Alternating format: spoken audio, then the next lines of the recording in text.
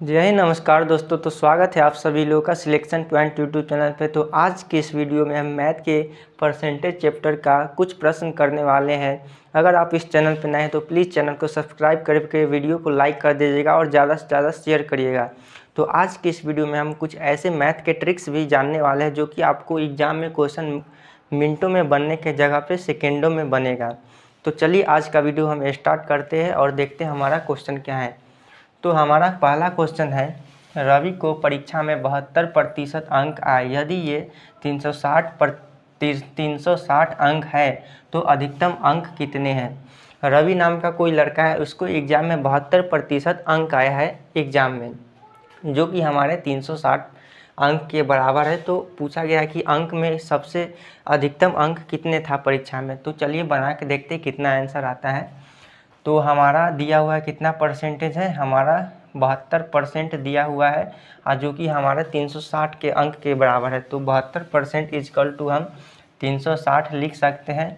अब यहाँ से हम 100% का मान निकाल लेंगे, वही हमारा आंसर होगा। तो चलिए निकाल के देखते हैं कितना आता है। तो इसको हम लिख सकते हैं 100% इजकल टू 360/72 इंटू हम 100 कर देंगे 100।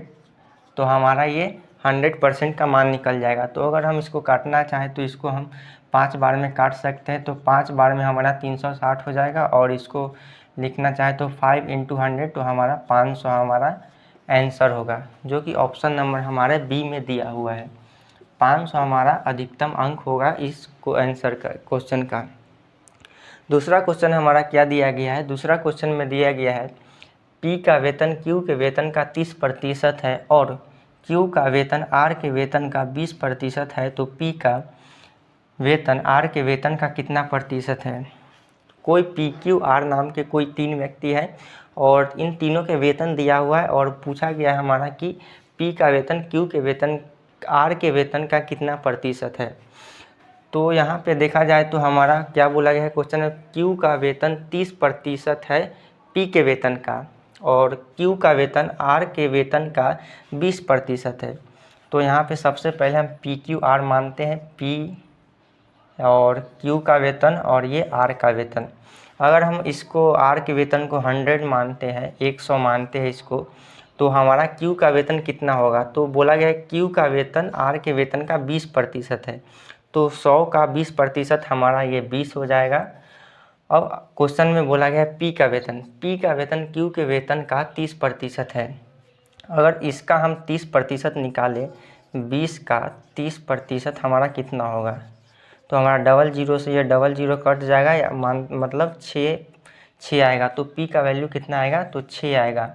अब क्वेश्चन में कहा गया है पी का वेतन आर के वेतन का कितना प्रतिशत है।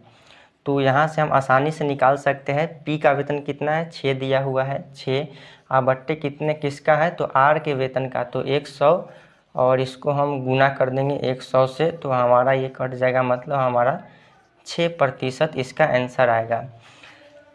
पी का वेतन आर के वेतन का कितना प्रतिशत होगा, 6% होगा, जो कि ऑप्शन नंबर हमारे बी में दिया हुआ है। इसका आंसर क्या होगा, बी होगा, जो कि हमारा 6% आया है। तो दोस्तों हमारा अगला क्वेश्चन क्या है। अगला क्वेश्चन में है ए की आय बी की आय से 25% अधिक है तो बी की आय ए की आय से कितना प्रतिशत कम है। क्वेश्चन में बोला गया है हमारा कि ए और बी नाम के कोई 2 व्यक्ति है जिसका आय का रिलेशन दिया हुआ है। ए का आय जो है बी की आय से 25% अधिक है।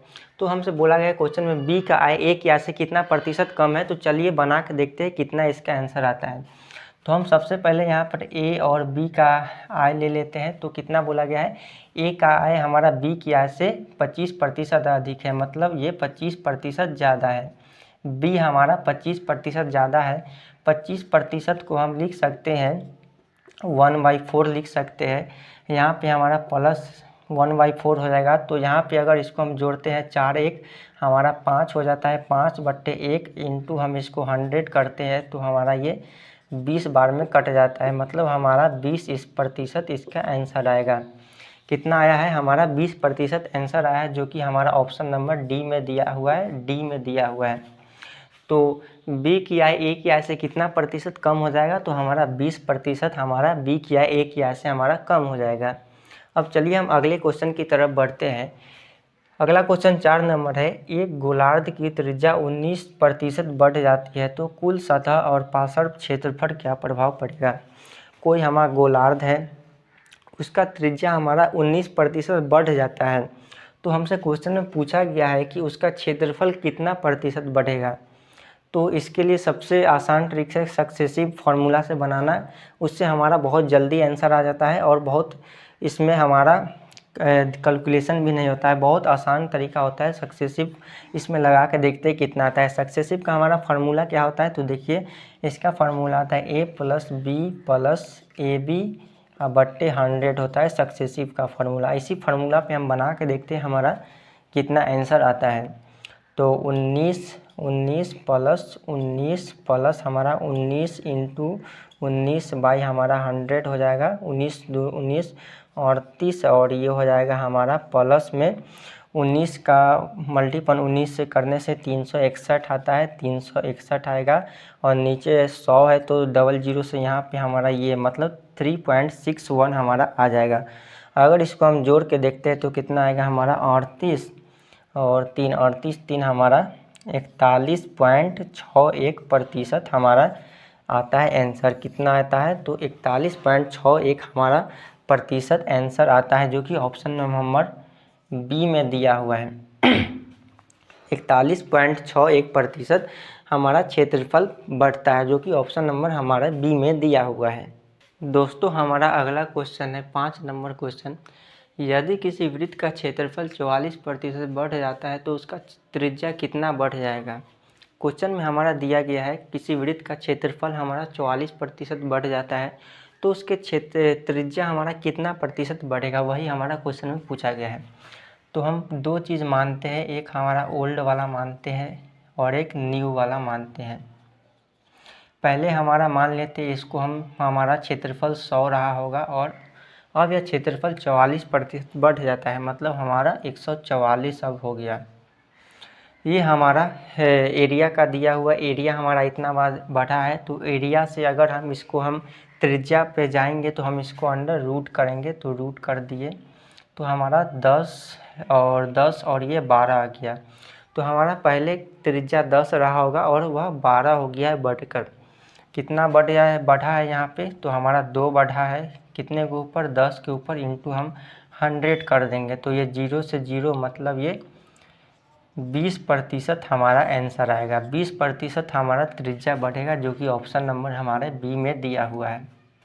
तो इसका आंसर क्या हो जाएगा, हमारा 20% इसका आंसर हो जाएगा, जो कि ऑप्शन नंबर हमारा बी में दिया हुआ है। ठीक, तो अगले क्वेश्चन की तरफ बढ़ते हैं। अगला क्वेश्चन 6 नंबर है, एक व्यक्ति का वेतन 50% की कमी की गई। एक व्यक्ति के वेतन में 50% पहले कमी की गई, फिर बाद में 50% की वृद्धि हुई और फिर 100% की वृद्धि की गई, तो उसके वेतन में कितने प्रतिशत बढ़ा है, यही हमसे क्वेश्चन में पूछा गया है।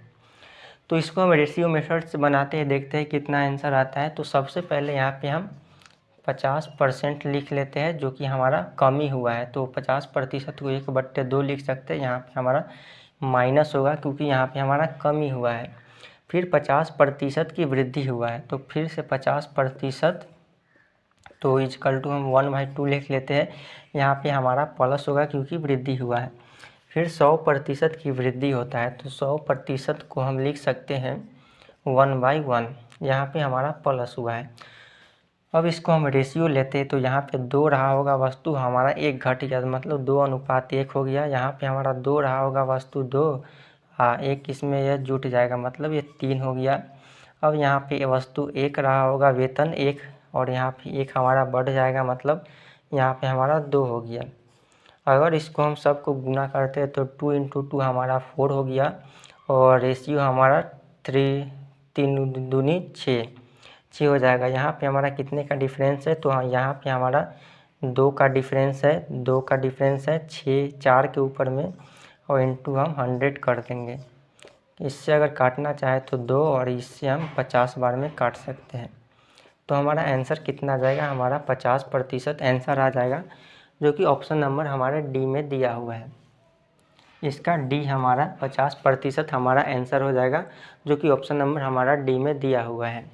तो दोस्तों हमारा अगला क्वेश्चन दिया हुआ है, एक पुस्तकालय में 20% पुस्तकें हिंदी में है तथा शेष की 50% अंग्रेजी में, शेष की 30% फ्रेंच भाषा में और बाकी 6300 पुस्तक क्षेत्रीय भाषा में है। तो पुस्तकालय में कुल पुस्तक की संख्या पूछा गया है। तो हम बनाते हैं इसको, हम टोटल पुस्तक की संख्या को x मान लेते हैं। x का हमारा 20% किताब हिंदी में है, मतलब हमारा 80% बचा, तो 80/100 इंटू हम उसके बाद क्या आ गया है 50% अंग्रेजी में, तो 50 बचेगा हमारा, 50/100 हो जाएगा।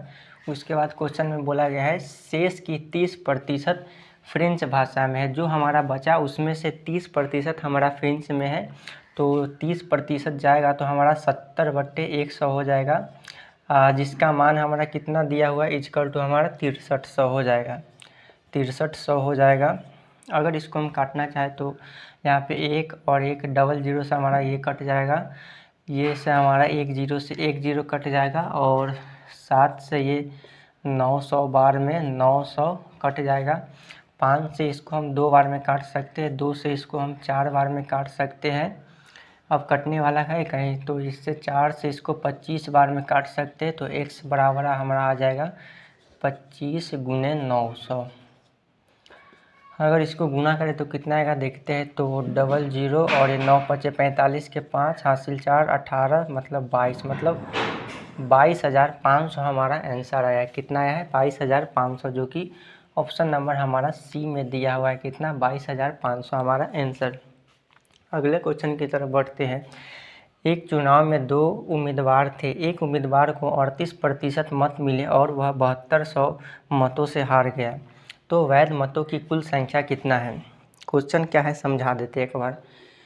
कोई 2 व्यक्ति है जो चुनाव लड़ रहा है, एक व्यक्ति को कुल मतों का 38% मत मिला है और वह इतना 7200 वोट से हार गया है, तो हमें कुल मतों की संख्या बोला है कितना होगा। तो चलिए बना के देखते हैं।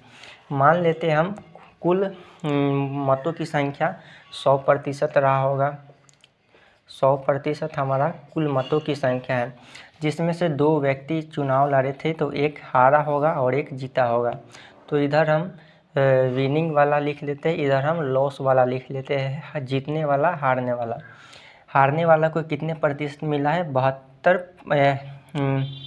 38% इसको मत मिला है हारने वाले को, तो 38%, 100 में से 38 इसको मिल गया, तो इसको कितना मिला होगा, तो इसको 62 मिला होगा, 62%। और दोनों के बीच का गैप कितना दिया हुआ है हमारा, दोनों के बीच का गैप हमारा दिया हुआ है, तो इसमें से घटाएंगे तो हमारा 24 आ जाएगा। गैप कितने प्रतिशत का है 24% का, जो कि इसके बराबर है 7200 के।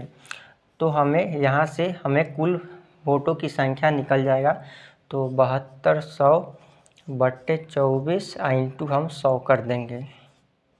अगर 24 से इसको काटे तो ये 300 बार में कट जाएगा, तो 3 और ये 2 और 2 4 जीरो हमारा आ जाएगा, मतलब हमारा 30,000 आंसर होगा।